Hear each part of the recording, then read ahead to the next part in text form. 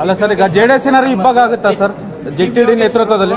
ಮಾತಾಡಿದ್ದಾರೆ ಸರ್, ಕಾಂಗ್ರೆಸ್ ಅಧ್ಯಕ್ಷರು ಅಥವಾ ಕಾಂಗ್ರೆಸ್ ಪಕ್ಷ ನನಗೆ ಏನಾದ್ರು ಪರ್ಮಿಷನ್ ಕೊಟ್ರೆ 1 ತಿಂಗಳಲ್ಲಿ ಜೆಡಿಎಸ್ ಶಾಸಕರನ್ನ ಕರ್ಕೊಂಡು ಬರ್ತೀನಿ, ಅದೇ ದೊಡ್ಡ ಟಾಸ್ಕ್ ಅಲ್ಲ ನನಗೆ ಅಂತ. ನೋಡಪ್ಪ, ನನಗೆ ಅದು ಗೊತ್ತಿಲ್ಲ. ನಾನು ಅದಕ್ಕೆ ಸದ್ಯಕ್ಕೆ ನಮಗೆ ಈಗ ಅದ್ರ ಬಗ್ಗೆ ನಾನು ಮಾತಾಡೋಕೆ ಹೋಗುದಿಲ್ಲ. ಜೆಟಿಡಿ ಅವ್ರ ನೇತೃತ್ವದಲ್ಲಿ ಏನಾದ್ರು ಆಪರೇಷನ್ ಜೆಟಿಡಿ ನೇತೃತ್ವದಲ್ಲಿ ಆಪರೇಷನ್ ನಡೀತಾ ಇದೆ, ಇಬ್ರಾಹಿಂ ಕೂಡ ಹೇಳಿದ್ದಾರೆ ಸರ್.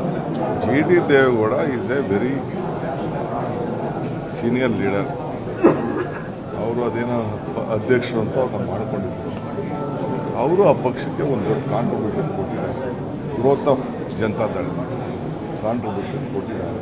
ಕಾಂಟ್ರಿಬ್ಯೂಷನ್ ಅವರು ಅವ್ರ ಕುಟುಂಬ ಎಲ್ಲ ನಾವು ಅವ್ರಿಗೆ ಆಫರ್ ಮಾಡಿದ್ದೆವು ಹಿಂದೆ, ಬರ್ರಯ್ಯ ನನ್ನ ಜೊತೆ ಅಂತ ಹೇಳಿದ್ರು. ಇಲ್ಲ, ನಾವು ಕುಮಾರಣ್ಣನ ನಾವು ತಿರ್ಗಾ ಚೀಫ್ ಮಿನಿಸ್ಟರ್ ಮಾಡಬೇಕು ಅಂತೇಳಿ ಅವರು ನಮ್ಮ ಜೊತೆ ಕೇಳಿದ ನಿಜ, ನಾವು ಬರ್ರಂಗಿರೋ ಬರ್ರಿ ಅಂತ. ಪಾಪ ಅವ್ರ ದಳದಲ್ಲೇ ಇರ್ತೀವಿ ಅಂತ ಹೇಳಿದ್ರು. ಈಗ ಪಾಪ ಅವ್ರಿಗೆ ನಡ್ಸ್ಕೊಂಡ ರೀತಿ ನೊಂದ ಶಾಸಕರು ಏನಾದ್ರು ವಾಪಸ್ ಬರ್ತಾರಾ ಸರ್ ಜೆಡಿಎಸ್ ನಿಂದ ಅಂತ? ಅದು ನನ್ನ ಹತ್ರ ಇನ್ನು ಚರ್ಚೆ ಮಾಡಿಲ್ಲ. ಮೋಡ ವಿಚಾರದಲ್ಲಿ ಸರ್, ಲೋಕಾಯುಕ್ತ ವರದಿ ಒಂದು ಲೀಕ್ ಆಗಿದೆ. 144 ಫೈಲನ್ನ ಒಬ್ಬ IAS ಅಧಿಕಾರಿ ಬಂದು ಎತ್ಕೊಂಡು ಹೋಗಿದ್ದಾರೆ. ಆ ಫೈಲೇ ನಮ್ಗೆ ಸಿಕ್ಕಿಲ್ಲ ಅಂತ ಲೋಕಾಯುಕ್ತ ರಿಪೋರ್ಟ್ ಮಾಡಿದ್ದಾರೆ. ನನಗೆ ಗೊತ್ತಿಲ್ಲ, ಲೋಕಾಯುಕ್ತ ನನಗೇನು ಗೊತ್ತಿಲ್ಲ, ನಾನಿನ್ನ ನೋಡಿಲ್ಲ. ಎಲ್ಲಿ ಬಂದಿದೆ, ಎಲ್ಲಿ ಪೇಪರ್ ಇದೆಯಾ? ಹೌದು ಸರ್, ಲೋಕಾಯುಕ್ತ ಅವ್ರದ್ದು ಸರ್ಚ್ ವಾರೆಂಟ್ ತಗೊಂಡ ಮೇಲೆ ಫೈಲ್ಗಳು ಎತ್ಕೊಂಡು ಹೋಗಿದ್ದಾರೆ. ಸರ್ಚ್ ವಾರೆಂಟ್ ತಗೊಂಡ್ಮೇಲೆ ಫೈಲ್ಗಳು ಎತ್ಕೊಂಡು ಹೋಗಿದ್ದಾರೆ.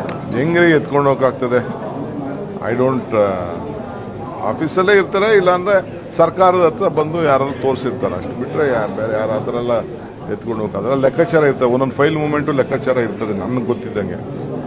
ಐ ಡೋಂಟ್ ಥಿಂಕ್ ಅಂತ ತಪ್ಪೇನೋ ಆಗ್ಲಿಕ್ಕಾಗಿಲ್ಲ. Thank you sir.